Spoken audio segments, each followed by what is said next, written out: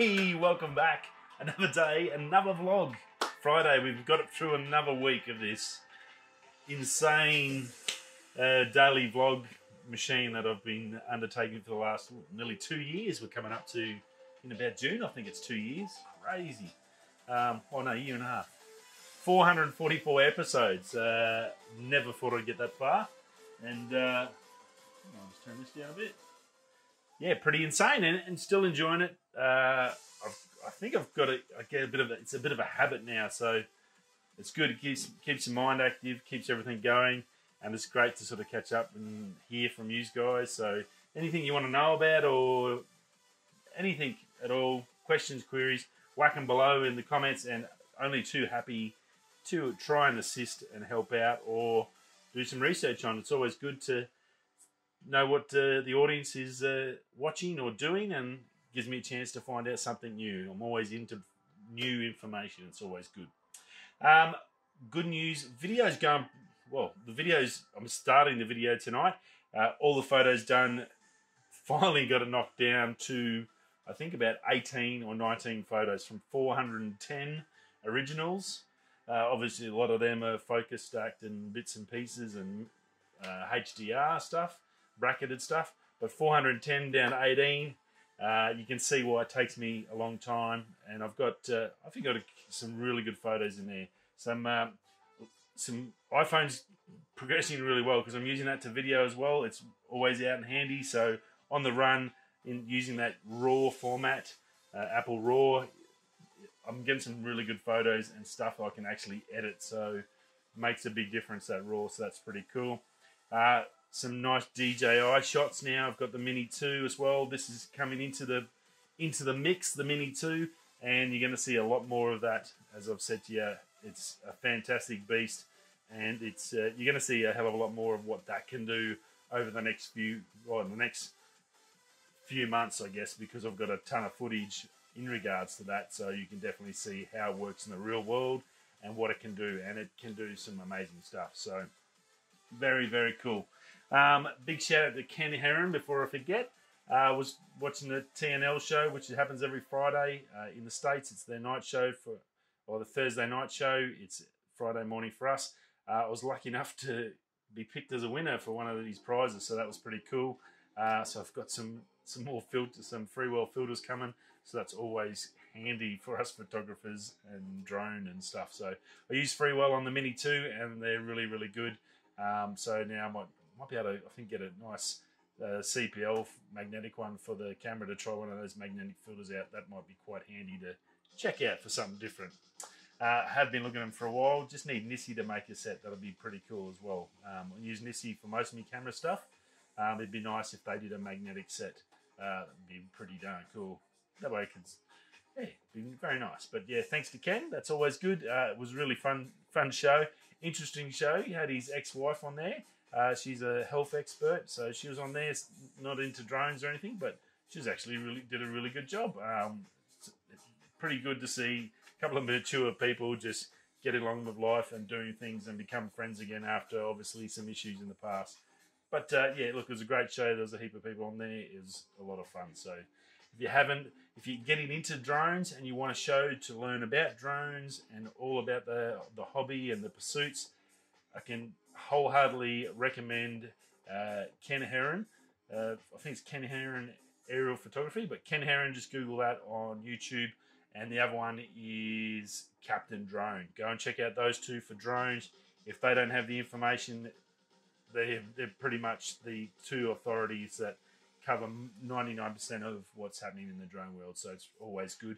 And they're honest, down-to-earth people. They'll give you the full gist. So definitely worth checking out. So that was pretty cool today. Now, some a bit weird news. Canon rumours chucked up. It sort of looked. It's only a CR, just a basic one. It's not a finalised rumour. It's just a unauthenticated rumour. None of his sort of things. He's been given a bit of stuff, bit of info on the R1 that's coming. These specs, please take it with a grain of salt, and it's what they've said on Canon rumours. It's like by nowhere means legit, 100% legit. There's some things in there that I'm going to talk about which are pretty insanity if they are true. But if any, with all rumours, there's always a smidge of truth. And I'd like to think that if anything of this comes true, this camera is going to be absolutely insane. So I'm just going to run through the specs and we'll talk about what I think about it at the end of it. So let's get into it.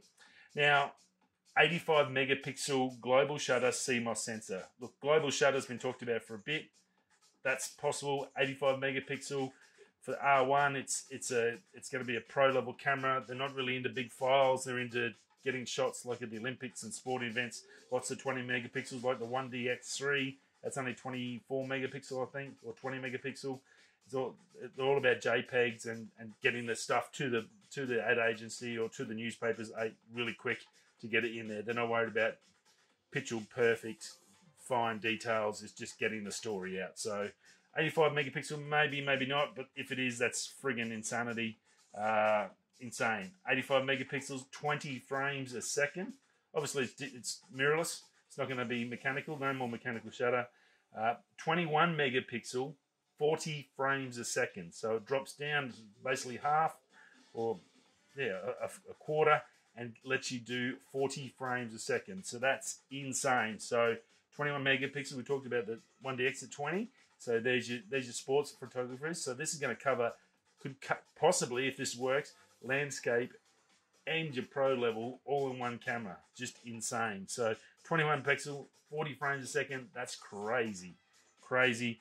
And unlimited continuous shooting. No buffer, no nothing. Unlimited to your whatever storage card they put in this. I'm hopeful they're smart enough to put a SSD, so you can just plug a 1 terabyte SSD straight in the side, or a 2 terabyte, and record straight to your SSD. That would be perfect, because then you can just plug it straight in your computer and upload it straight to the web. That would be heaps better, especially if you're pumping out 85 megapixel shots, and yeah, or 40 frames at 21 megapixels. That's, do the maths, that's pretty insane. So that's pretty awesome. Possible, I guess. Is it going to happen? Again, this is a grain of salt sort of stuff, but pretty wild to sort of think about these sort of ideas. So something for the imagination to sort of get you thinking about what's going to come in this camera. Full sensor, large quad pixel autofocus. Quad pixel autofocus, there's been rumours about that for a fair bit. This is probably one of the ones that may be fairly accurate. If it is, look, that's going to be good. The full sensor range, no, so not 90%, 80%. Every inch of that sensor you can focus on. Landscape photographers are going to love that, being able to focus bracket and focus stack to the nth degree. That's pretty darn cool. Some wild stuff there. 15.5 stops of dynamic range. That's a hell of a lot. That global shutter and will help assist with that. And this sensor's obviously got a just packed full of technology. So that's possible, I think. It's still a big leap, but it's, yeah, again, 15. It's one of those ones that actually possible. This next one's where I sort of it's a little bit tricky. They're saying ISO 160 to 1,638,400. Now that's a defined number, so it's like, well, how do you just pluck that number out? But 1 million ISO. Now I think the A7S III goes to about 120,000 or something, and lets you shoot at night and stuff, and that's pretty cool. I think it even goes up to maybe 400,000. So is 1.6 million, like, is that just, that's the only one I thought, well, maybe that's just a clerical error. I sort of would guesstimate that if it was 160,000, I believe that. 1.6 million, I think that would be the one that possibly a typo in Canon rumours. So I can't imagine 1.6 million ISO. That's just ridiculous. I'm not sure what that would look like or if that's even possible. But 168, if it was 150,000, that's probably believable because AS7S III is around that sort of border, so that's okay. Now it's 5-axis IBIS in it, 9 stops of stabilization. That's pretty darn amazing. I think the Olympus is about the best. I think that's about 6 or 7. So even again, somehow they've got better than that. So look, again, I don't know how they've done it. This camera is just pretty darn crazy.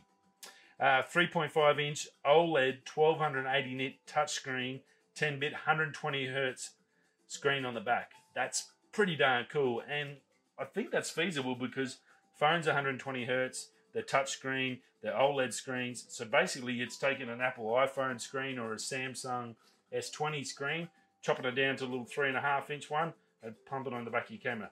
For the money you're paying, there shouldn't be any reason why that isn't feasible. It's what they should all be, because I know even on my RP in bright daylight, which I get a lot, it is a pain in the ass to try and do that. And I've constantly got to go to the viewfinder to check stuff, because there's no way it can handle this Australian summer and how bright it gets here. So definitely good to get a proper view display on the back there. Viewfinder, 120 hertz, 9.4 million megapixels, blah, blah, blah. Again, I think that's possibly one. I think there was one 6 or 7 million, one of the Sonys last year. I can't remember which model it was, but there's one around the 6 or 7 million. 9 million, look, it's possibly feasible. It's a tiny little thing. Again, it's all digital with the technology we've got now. I can see that as being a possibility. Now, price, $8,500 US. That's the guesstimate. That's going to be around 11 to 12,000 Australian, I'd say, roughly. And that's probably, for if this is for real, what's in these specs, or anywhere near close to that, well, that's going to be guaranteed. I think the 1DX3 was 10.5. This is the next level, on top of the next level to the next level. So I wouldn't be surprised if this is possibly even up to 15. With the price of the R5s and that, they're around the 7 to 8,000. It's going to be a big gap. This is going to be a pro camera. It's going to be at least, I think, 12,000 Australian, if not up, if this is anything to be closely or remotely part of it. So, look, hey, there's some amazing ideas, at least in there. It gives you, it's like, I guess, if you go back to the 60s and 70s and they sort of made movies about what the future was going to be like. Back to the Future, what was Back to the Future going to be like? If you think in that sort of space, like if people start thinking about it, then you start building the technology to go towards that, and then there. So having the ideas there and put them down on paper gets people thinking about it, gets companies going, well, geez, people are excited about this, let's do it. We weren't going to even actually try and get 1.6 million ISO, but hey, you know, they want it, so let's get it in there. Stuff like that, and it makes people drive to go. If no one ever said, well, we're going to go to the moon, well, no one else would ever want to go to the moon. So I think it's sort of a little bit inspirational to have those massive goals, and big companies like Sony and Canon should be trying to push themselves to the nth degree and make these ridiculous cameras that cost ridiculous amounts that no one's going to touch. Because then that technology, if you didn't have a Formula One car that did insanity around a racetrack, then you wouldn't be able to drive a Corolla at 200 k's an hour around the streets and feel safe. So I think, look, as much as this is like every photographer's wet dream, a lot of it's probably not going to be close to that. Apart from, I think one thing's going to be pretty much spot the dog. That price margin, it's going to be well in excess of 10,000 in Australia. 10 to 12, I think that's going to be probably, you could probably put that as just about bank on it. The other stuff, yeah, I don't know. If anything, I would have to say that the back screen, I could say that is definitely achievable because we've got it in our phones. So that's without a doubt. I think they can definitely achieve that, and the viewfinder, they could probably achieve that. The other stuff, it's all up in the air, but look, pretty fun. A lot of fun just to think about something like that. Think Canon rumours, you sort of just open up that sort of engagement with everyone and get everyone's ideas and thoughts. It's always fun to see people arguing about what's going to be in there. Nah, that's not going to be in there. Nah, so this, old mate said this. No, Jono said that. So yeah, it should be cool. Now, also over in Canon rumours, rumours about a new menu system, an upgraded system, maybe to come out in this R1. Not sure what it is. This early days, just from a reliable source. So this one's a little bit more legit, but we could see Canon upgrading or developing a whole new system and cleaning up and somehow make it a bit fluid so they can put more features in and make it easily accessible. If you stay stagnant all the time, obviously after a while it becomes old and people want to change up. Sony's just redid all theirs up, and everyone was really happy with theirs. So the new system, Canon's is a good, easy system to use, but everything can always be improved. There's never a perfect, so there's always a way to make it better, make it smoother, make it faster, quicker, easier to understand. So look, that I think that'll happen. Now, also from a reliable source, first half of the year in Canon, they're saying there's going to be pretty much nothing. The second half is when all the action is going to come. Now, if the Olympics goes ahead in Japan, which that's pretty dicey at the moment still, I don't think that COVID things, 19's finished with everyone and destroying all our plans. If that does go ahead, you may get some of the pros there using the R1 or testing it. More than likely, it'll all start in the second half of the year. That apparently Canon's going to have one big event and pull like an Apple event and announce a heap of new lenses, a new camera, which will probably be the R1, and whatever else. The rumours are there's going to be a big event. It's going to be second half, and it's more lenses than they've ever released before in 1 year. So if you Canon fans, not much until second half. Save your tax dollars. If you need something, you're probably going to need it now and last you 6 months. Probably save it up for a new Apple M1X laptop, which we talked about last night. That might be a better solution for your money for the first half. Now, Loawa, Camera Conspiracies, he's got some info. A heap of new lenses coming out from Loawa. Went over, checked their websites, the World One and Australia, nothing on there. But he's saying we've got 25mm micro four thirds, 0.95. All these are 0.95 except the last one. An APS-C 33mm, 0.95. A 35 and a 45mm full frame, 0.95 lens, and a 12 to 24 f5.6. All a little bit heavy, but we've talked about Loawa, we've got the affiliate links. They're amazing lenses. They do a fantastic job. These are going to be pretty cool, and they're going to sell, I think, really well. 0.95. It's a lot of fast glass, and it's got a lot of it seems a little video eccentric. That 12 to 24 is interesting. Depending on the cost, that's probably why they've gone so high as a 5.6 and that, to maybe reduce the cost to give us an option for us guys that don't have a big budget to get a really nice lens off Loawa and get that nice little mechanical zoom in there. Because I'd be definitely interested to try that, because you know the quality is going to be fantastic. And the last but not least, look, LTT, Linus Tech Tips. He's got the other channel, Short Circuit. Now, there's two videos you probably want to watch. We talked about Starlink a heap. Today, I watched the video where Starlink, they tested it. And, yeah, blew me socks off. Makes me even more excited for when it gets here for mid-year in Australia. Pulling 138 megs download speed from the satellite. 25 megs upload, which is insane. Just picture that in the middle of the Simpson Desert, getting 138 megs download and 25 up. So you're out doing the photo shoot in the bush. You take this satellite dish. Now the satellite dish, I'm trying to get some information on size. It's pretty easy to set up. That's the easy part. Just the weight and dimensions. It'd be good to see if it's going to be something that we can carry in a case or some sort of specialized case. Put it on a plane or put it in the back of your car and take it with you. Set it up at your camp and do all your work out in the bush. That would be awesome. At some sort of travel internet, which would be insane. Then you'd only have one bill. Would make everything so much easier. Obviously, it acts as a Wi-Fi hotspot for your phone, so that ends all your data link. It's uncapped data, so you got endless data. So you pay the one price, you get unlimited data. So that's just going to blow the doors off Telstra, Optus, and all the crappy telecommunication companies we have in Australia. So I can't wait. I'm super excited. If I can find some more details on the weight of this dish and the size, it's literally probably about yay big. So it's not massive. Don't know the weight. The weight's probably the big one. If I can get those dimensions, the weights for you, I'll let you know, because that's pretty darn interesting as an option.